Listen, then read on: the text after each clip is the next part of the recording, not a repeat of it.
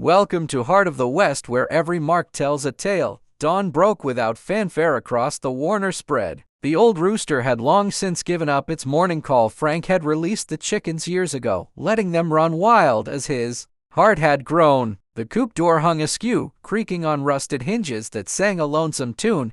Here, beneath the endless prairie sky, only the sun marked time. It climbed slowly through ancient cottonwoods, melting frost from wooden fence posts. With fingers of liquid gold, the heavens were a color like faded hope, the shade of someone trying to smile through grief before the season allowed it. Summer's early breath warmed the air, yet Frank still emerged from his cabin wrapped in that weathered canvas coat, boots shuffling through silence thick as molasses. 600 acres stretched before him, grassland and pasture humming with emptiness, the kind of vastness that could swallow a man's cries whole. Frank Warner had forgotten how to make noise, even for his own ears. He moved like someone who'd been schooled by solitude and made his peace with it. Every gesture carried weight, feeding horses, clearing ash from the stove, pouring coffee from a pot that had turned bitter long before the beans surrendered their hope. Inside his cabin, a single place setting waited on the table. It had always been that way. One fork, one tin plate, and beside them a Bible that hadn't opened since his 30th birthday. Dust gathered on its cover like accumulated shame. His meals were sparse: beans, half-charred bread, eggs when the wild chickens felt generous. He never spoke grace aloud, just bowed his head for one heartbeat, eyes hollow with routine,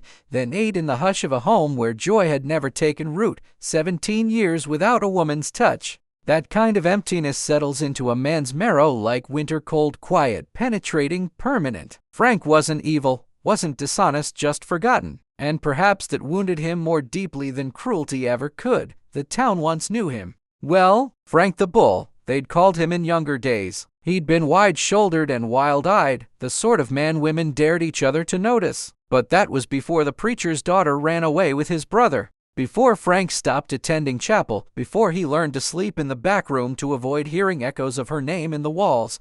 Now 37, a giant in a world that kept shrinking around him, he'd grown content with solitude until the knock came. It arrived softly, almost hesitant. Frank froze while drying a pan, water still dripping from his wrists. Nobody ventured this far without wanting something or bringing trouble. He stepped onto the porch slowly, wiping wet hands on an apron he never wore when others might see. Early sunlight broke around his frame in golden ribbons, illuminating dust motes that danced like forgotten memories. 3 young women stood at his gate, not girls exactly, but still carrying the windswept look of youth. Their coats marked them as settlers, their ill-fitting boots spoke of hardship. Dust clung to their hems, hunger lived in their eyes, but not the kind that frightened him. They weren't begging, just waiting. The tallest one, hair-bound in a faded red kerchief, stepped forward. "Sir," she said, voice steady despite the tremor in her throat, "we heard you might have cows." Frank remained silent, studying them like a man who'd forgotten proper words. "We're not looking for charity," said the middle sister, sharp-eyed and thinner than the others. "Just milk." "We'll earn it." The youngest, barely 18, held out an empty pail. Her smile was gentle, nervous, kind, reminding Frank of a young deer that hadn't yet learned fear. He looked from the girl's hands to the pail, then back to the tall one whose gaze never wavered. "I've got cows," he said, voice rough from disuse. "They don't milk themselves." It wasn't agreement, but it wasn't refusal either. They followed him across the yard in silence. Wind stirred the summer grass into waves that shimmered like mirages. Birds flitted through the cottonwoods, startled by these rare voices. Inside the barn, coolness wrapped around them, heavy with scents of hay, sweat, and aged wood. Dust particles floated in sunbeams, slicing through the slats. A calf bleated softly in the corner. Frank handed the pail to the tall one, Rachel, he'd learn later, and nodded toward the largest cow. "Name's Fern," he muttered. "She kicks if you rush her." They worked like they'd done this before. Rachel rolled up her sleeves, revealing strong forearms and hands roughened by more than needlework. The middle sister, Miriam, kept glancing around the barn as if measuring it for secrets. The youngest, Nettie, crouched to pet the calf before fetching straw without being asked. Frank stood in shadows, arms crossed, watching not with suspicion, but with the wonder of a man who hadn't witnessed gentleness in ages. "Don't get many visitors up this way," he said finally, mostly to the wall. "We prefer quiet," Rachel replied without looking up. "Town's been noisy." He didn't ask what she meant. Didn't need to. He knew the sound of gossip, the sting of half-truths shouted from porches like scripture. They were the kind of women towns loved to whisper about. No men with them, no children, just three sisters carving out life where they weren't wanted. Most folks don't venture this far, he said, voice quieter now. Miriam glanced up sharply. Most folks don't welcome company. Frank didn't flinch. Didn't say I did. Rachel stood and stretched her back, wiping her brow. Her gaze found the scar on Frank's arm, an angry welt running from elbow to wrist, old and poorly healed. That burn, she said softly. Did someone abandon you or rescue you? The barn fell still. Even the calf stopped its restless shifting. Frank looked at her for a long moment, not angry, just hollow. Then he turned without answering and walked to the far end where tools were kept. His footsteps were heavy, boots pressing into straw like accumulated regret. The sisters exchanged glances. Miriam raised an eyebrow. Nettie hugged the pail close. They didn't speak of it then. Later, when the sun dipped low and shadows stretched long across the yard, Frank brought out 3 tin cups of milk. He handed them over with a silent nod. His hands trembled slightly, not from age, but from the simple shock of offering something that wasn't work or warning. Rachel accepted hers gently. You ever share meals with company? She asked. Frank stared out at the prairie, at wind dancing in wheat, at the barn he'd built with hands that had forgotten how to hold anything precious. No, he said. Not in 17 years. The 3 of them sat on the steps anyway, sharing bread from their satchel, milk still warm in the cups. Evening light turned their faces to bronze, their shadows long and strange. Frank didn't join them, but he stood in the doorway, watching, listening. Something shifted that night. Something quieter than forgiveness, but equally dangerous.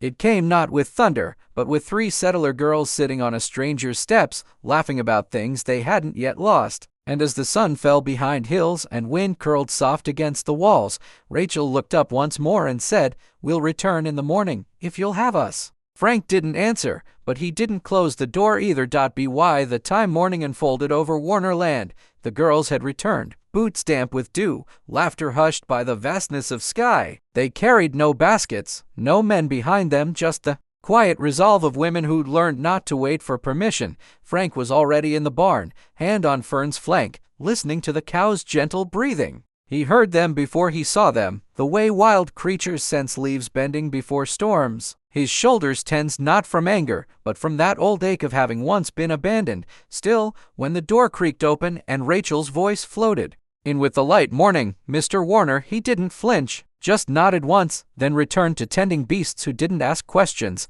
The barn, dark and breath warm, smelled of damp straw, aged wood, and salt. The rafters held dust from 10,000 mornings. Fern shifted as Rachel approached, her calm hands brushing along the cow's side like a lullaby made flesh. Frank watched from behind a post, arms folded, boots silent in the straw. Miriam kicked at a bucket and muttered, She better not kick. My ribs are still bruised from the last one. That was a goat, and you were shouting at her, Nettie replied, gently, kneeling beside the feed trough. She was just defending her dignity. Miriam laughed, a low rasp softened by sleep and sarcasm. If animals had dignity, cows wouldn't lick their own noses. Frank felt the corner of his mouth twitch, a muscle unused stirring to life. He didn't smile, not quite, but something inside him tilted toward warmth. Rachel didn't laugh. She kept her eyes on Fern, hands sure and steady. She spoke without looking at him. Is it all right if we help again? We brought our own rags. Frank leaned on the stall post, nodding. They like gentle hands. She glanced at him. Then so do people. That settled between them like dust on a sunbeam. Frank shifted his weight but said nothing. The morning passed in quiet labor. They brushed coats, mucked stalls, whispered to horses. The youngest, Nettie, sang under her breath something soft and wordless, just hums that curled like smoke around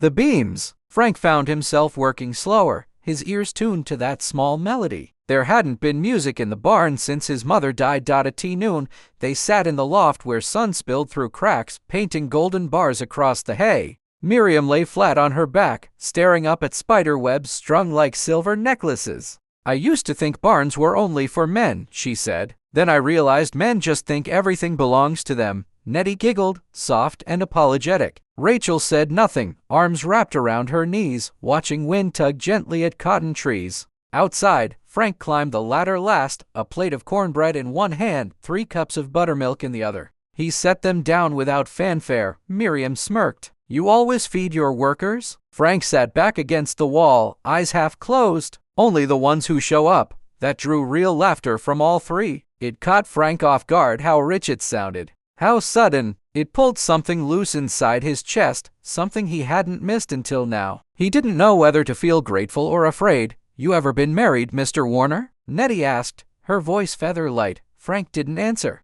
Just took a long sip of buttermilk, eyes fixed on the fields. Rachel cleared her throat. You don't have to tell us. He set the cup down carefully. Once, he said. Almost. A silence fell, not heavy, just respectful. Miriam shifted, propped herself on one elbow. She break your heart or your hands? Frank looked at his scarred forearm. Just my plans. That was all he offered. Rachel studied him with that same unreadable expression, like someone counting fence posts in darkness. She didn't pry. Instead, she passed him her cup for a refill. You ever leave this land? She asked. Frank filled her cup. Not since Pa died. Before that, didn't see the point. Nettie looked up. You don't get lonely? Frank hesitated. There's lonely with people. Then there's just quiet. I prefer the second. Rachel's brow creased. We know that kind of quiet, Miriam scoffed. Speak for yourself, but even she didn't sound certain. The afternoon heat drew long shadows over the pasture. Down by the creek, cattle grazed, their movement slow as breathing. In the barn, Rachel stayed behind while her sisters went to gather wild mint near the water. She ran a hand over worn wood of the stall, fingers dragging over old initials carved near the corner. B+S. She's the one who carved it, Rachel asked. He looked over. She wanted proof we existed. Rachel nodded. We always want that. Doesn't mean we get it. Frank walked toward her slowly. You came here with nothing. Rachel shrugged. We came here with each other. That's not nothing. He studied her shoulders, proud even under fatigue, the curve of her jaw set against the day's labor. They talk about you in town, he said, voice even. She didn't blink. They always do. He didn't ask what they said. He already knew. 3 sisters living alone on the edge of town. No husbands, no fathers. One too beautiful, one too loud, one too soft. Men judged what they couldn't understand. Let them talk, Rachel said finally. Their mouths can't touch us here. Frank absorbed that like a man hearing hymns in a language he'd forgotten. He didn't smile, but his voice, when it came, was almost tender. You want the barn keys? Come earlier. You'll need them. Rachel blinked. You trust us with keys? I trust Fern, he said, walking away. Later that evening, after supper, the girls lingered at the porch. Nettie laid a flower at the step, yellow clover, its stem still trembling. Rachel turned before they left. We'll be back, she said. Frank nodded. But it was Miriam who paused, gaze unreadable. You're letting us in a little, Mr. Warner. Just be careful. When you open a gate, something's always bound to walk through. And then they were gone, their shadows stretching long across the wheat. Frank stood at the edge of his porch until wind no longer carried their voices. Inside, the house creaked as it always did, but the silence no longer felt like armor. It felt unfinished. He went to the barn one last time before bed. The air was still warm. Fern stood quiet, and there by the feed trough lay the wildflower Nettie had placed that morning, untouched. Frank picked it up, held it for a long moment. Then, tucking it into the corner of the window frame, he whispered, You're not the only ones learning something honest. And as he walked back toward the house, moonlight caught the side of his face just enough to show a man not healed, but beginning